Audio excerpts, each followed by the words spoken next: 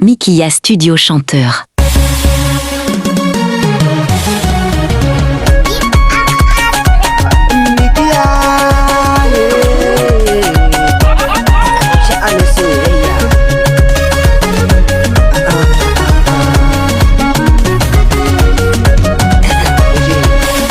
Sha'anin soyayya ya zamo ajali, kake na yi nazari da fahimta kin zamo sanadi.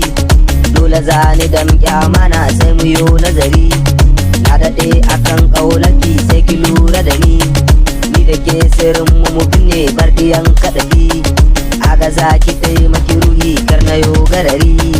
Na aminta da ke, na lura da ke, gani kusa da ke, fara bani da ke, na je inda ke kawaɗin mu da ke. To yayi inda rai da rabo kuma kin zamo sanadi. Wallahi ba ni bari a raba mu maso guri na tsaya. Ƙaunar ki ta shigare har ruhi ta zamo sanadi. Dan Allah zo ki sha kurmin ki kike ki kan yi da ni. Ki agaje a gare ni ki furta ce kina yi da ni. In ba ki rai ya kai mini kuna har cikin zuciya. Kuma na yi da ke, ki aminta kin kiki. Ko na kira baki shi a gare ki na yi nazari.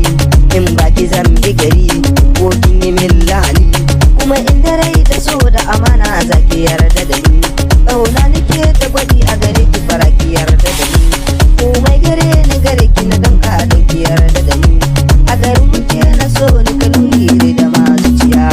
In kin guje ni ina zan sa kai na ki yarda da ni. Ban yarda ya mace ne muku nuni ki kaɗai na riga.